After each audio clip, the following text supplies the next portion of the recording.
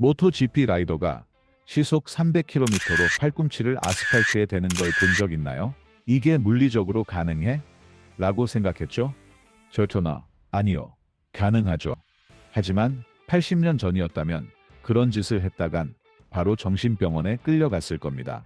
이건 단순히 오토바이에 대한 영상이 아니라 인간이 어떻게 물리학과 중력, 그리고 두려움을 이겨냈는지에 대한 이야기입니다.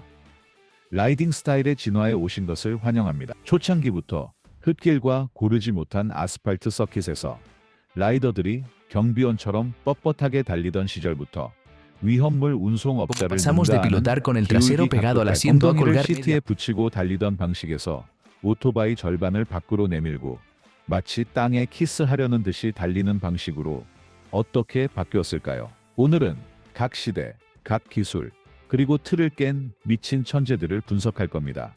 그리고 바로 말해주세요. 당신에게 가장 아름다운 모터사이클 시대는 언제인가요? 한 단어로 말해주세요. 빈티지, 이행정, 아니면 현대, 이행정. 구독 버튼 누르면서 아래에 적어주세요. 이제 막 시작했으니까요. 이걸 놓치면 왜 요즘 라이더들이 외계인처럼 달리는지 알 수 없을 겁니다. 되돌아가 봅시다. 50년대. 거인들의 레이스에 대해 이야기해 봅시다. 오토바이는 작은 차보다 무거웠고, 타이어는 자전거 타이어처럼 얇았고, 트랙은요. 트랙은 기본적으로 코너에 건초 더미가 있는 시골길이었습니다. 라이딩 스타일은 간단했습니다.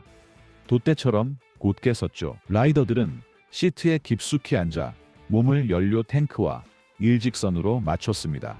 오토바이는 기울었지만 라이더는 원심력을 자신의 무게로 상쇄하며 몸을 똑바로 세웠습니다. 자신의 무게로. 왜냐고요? 넘어지면 항상 가능한 한 멀리 튕겨나가고 싶었으니까요. 폭발성 가솔린으로 가득 찬 200kg짜리 기계에서 무릎을 긁는 것도 팔꿈치를 대는 것도 없었습니다. 그저 버티고 기도하는 것뿐이었죠. 제프 듀크를 보세요. 그는 최초의 반항아였습니다. 그는 코너 안쪽으로 몸을 기울이면 오토바이를 더 똑바로 세울 수 있고, 그렇게 하면 더 빨리 갈 수 있다는 것을 깨달았습니다. 완전한 스캔들이었죠. 언론은 그가 나무에 매달린 원숭이처럼 달린다고 했습니다. 오늘날 우리는 그를 선구자라고 부를 겁니다. 하지만 진정한 변화는 자세가 아니라 아스팔트와 함께 찾아왔습니다. 서킷이 매끄러워지자 라이더들은 신뢰하기 시작했습니다. 그리고 어느 날 마이클 우드라는 사람이 오토바이에서 뛰어내릴 것처럼 다리를 밖으로 내밀기로 결정했습니다. 그것은 비록 미친 소리 같겠지만 그게 현대 라이딩의 첫 스케치였죠. 70년대에 접어들면서 뻣뻣한 스타일은 사라졌습니다. 카우보이 같은 태도의 미국인 케니 로버츠에 의해 죽임을 당했죠. 이 남자는 유럽에 와서 비웃었습니다. 여전히 허리를 꼿꼿이 세우고 라이딩하는 유럽인들을요. 로버츠는 우리가 부르는 것을 발명했습니다. 엉덩이를 거는 것. 앉아서 기울이는 저쿠니우스 앤 린 스타일은 핸 오프, 즉 몸을 거는 것으로 바뀌었죠. 이게 뭘 의미하냐면요.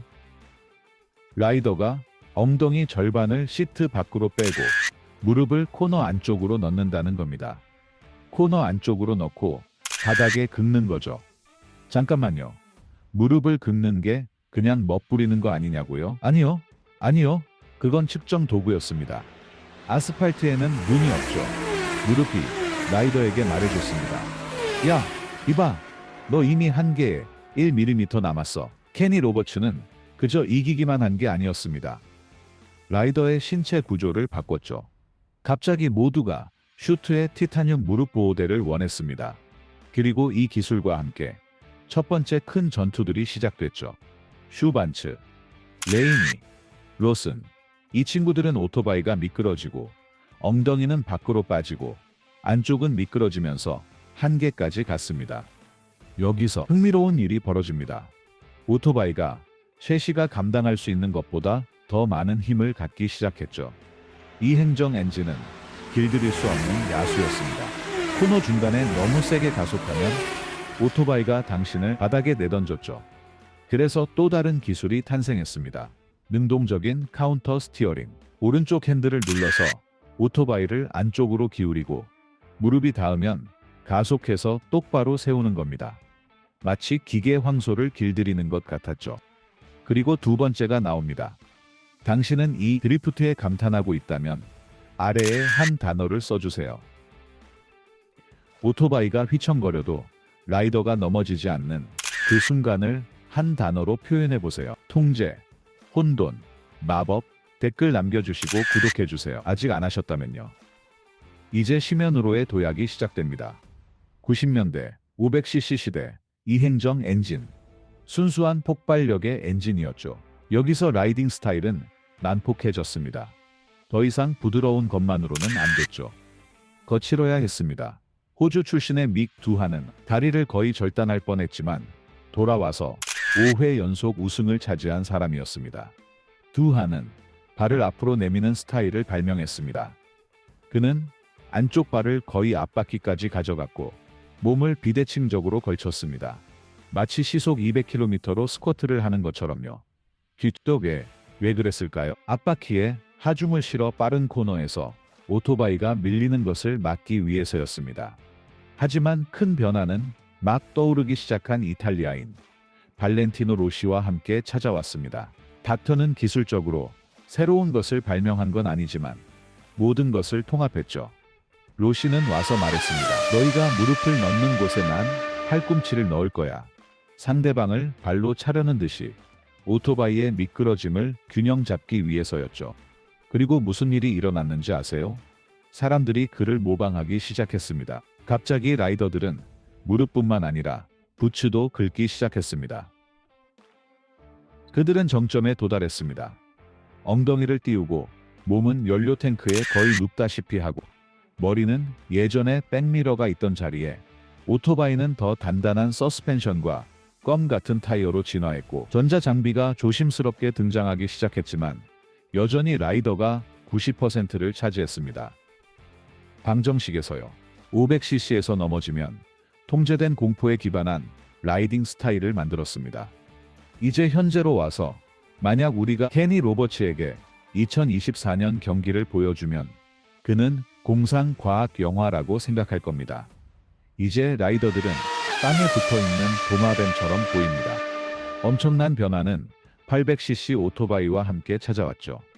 그리고 1000cc 오토바이, 특히 타이어와 함께 말이죠. 레디얼 타이어와 제어 밸브 서스펜션이요. 오늘날 모토GP 바이크는 68도까지 기울어집니다. 68도요. 피사의 사탑보다 더 기울어진 거죠. 물리학적으로 70도에서는 넘어진다고 합니다. 그들은 69도에서 달립니다. 연어, 어떻게 그럴 수 있을까요? 팔꿈치를 땅에 대는 스타일로요. 마르크 마르케스가 유행시켰지만 그가 유일한 건 아니었습니다. 케이시 스토너는 이미 부자연스러운 부드러움으로 그렇게 했죠. 현대 라이더는 오토바이에서 몸을 던집니다. 마치 현악기처럼요. 몸통은 아스팔트와 평행하고 머리는 지면에서 20cm 떨어져 있습니다. 팔꿈치는 두 번째 타이어 역할을 합니다. 앞바퀴가 접지력을 잃으면 팔꿈치가 당신을 넘어지는 것을 막아줍니다. 세 번째 지지점이죠. 그리고 여기서 가장 놀라운 점이 나옵니다. 라이더의 몸은 한쪽으로 가고 오토바이는 다른 쪽으로 갑니다. 더 이상 오토바이를 기울이는 것이 아니라 당신이 오토바이보다 더 기울이는 겁니다. 더 많이 매달릴수록 오토바이를 덜 기울여도 되고 더 많은 타이어가 지면에 닿습니다. 더 많은 접지력, 더 빠른 속도. 이제 현대의 두 위대한 천재를 분석해 봅시다. 포르의 로렌조는 로봇 같은 스타일입니다. 항상 같은 주행 라인, 항상 같은 기울기. 그는 마치 레이저 같았죠. 1mm도 더 움직이지 않았습니다. 헬멧에 수평계를 달고 있는 것 같았어요. 마르크 마르케스는 예술이 된 혼돈입니다. 그는 스타일이 아니라 안티 스타일을 가지고 있습니다. 드리프트하고 교차하고 코너 중간에 바퀴를 들고 어깨를 집어넣습니다. 그의 몸은 고무 같죠. 오토바이 벌어지면 더 몸을 던지고 오토바이가 다치면 팔꿈치로 밀어냅니다. 기술은 라이더에게 상상할 수 없는 도구들을 제공했습니다. 출발 시 뒷바퀴가 들리지 않도록 서스펜션을 낮추는 홀샷 디바이스, 400도에서 작동하는 카본 브레이크, 그리고 에어로 다이내믹 윙이 앞바퀴에 50kg의 다운포스를 가합니다. 하지만 스타일은 여전히 인간적입니다. 우리는 조각상 라이더에서 문어 라이더로 변했습니다. 기도하듯 똑바로 서서 타던 것에서 이기기 위해 기어다니는 것으로요. 이제 무엇이 남았을까요? 무엇이 남았을까요? 모토GP 오토바이에는 이미 가변 높이 시스템이 있습니다. 제동시 오토바이를 40mm 낮추는 시스템이죠. 곧 스스로 조절되는 액티브 서스펜션이 나올 겁니다. 일부 엔지니어들은 10년 안에 라이더들이 더 이상 몸을 기울일 필요가 없을 것이라고 믿습니다. 몸을 기울이는 각도를 AI가 정해줄 거라는데 전 그렇게 생각 안 해요. 왜냐면 라이딩 스타일은 단순히 물리학이 아니라 개성이고 성격이거든요. 페드로 아코스타를 보세요. 벌써 마르케스처럼 어깨를 긁는데 또 다른 플로우를 가진 신인. 파비오 코르타라로를 보세요. 야마하를 부드럽고 벨벳 같은 바이올리니스트처럼 탔죠. 모든 라이더는 자신만의 시그니처가 있고 그건 컴퓨터가 절대 지울 수 없어요. 스타일의 진화는 직선이 아니라 나무와 같아요. 미친 사람들이 더 기울여 볼까? 라고 말하며 쇄골을 20번이나 부러뜨린 라이더들로 가득하죠. 일도 더 기울일 수 있다는 걸 발견하기 위해서요. 이제 마지막입니다. 하지만 끄기 전에 3초만 저에게 주세요. 아래에 이 영상 본 후의 기분을 가장 잘 나타내는 단어를 써주세요. 영상을 보고 난 후의 기분을요. 영감을 받았는지, 놀랬는지, 아니면 오토바이를 타고 싶어졌는지요. Como pasamos de 그리고 pilotar 아직 con el 구독을 trasero 안 pegado al 하셨다면 asiento a colgar 구독 media. 버튼을 눌러주세요. 이건 작별 인사가 아니니까요. 다음 영상에서는 역사상 가장 유명한 추락 사고와 그게 왜 실수가 아니었는지 파헤쳐 볼 거예요. 오히려 천재적인 행동이었는지 말이죠. 전 이만 물러갈게요. 여러분은 계속 달리세요. 다음 코너에서 만나요.